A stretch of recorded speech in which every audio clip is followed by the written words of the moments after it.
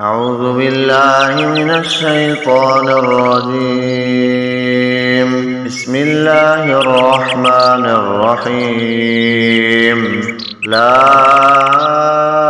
أقسم بهذا البلد وأنت حل بهذا البلد ووالد وما ولد لقد خلقنا الإنسان في كبد أيحسب أن لن يقدر عليه أحد يقول أهلكت مالا لبدا أيحسب أن لم يره أحد ألم نجعل له عينين ولسانا وشفتين وهديناه النجدين فلاقتحم العقبة وما أدراك ما العقبة فك رقبة أو إطعام في يوم ذي مسغبة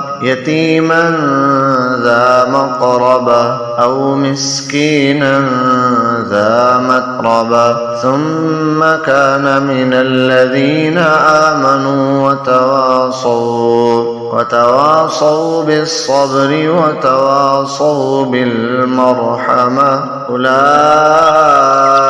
أصحاب الميمنة والذين كفروا بآياتنا هم أصحاب المشأمة عليهم نار مؤصدة.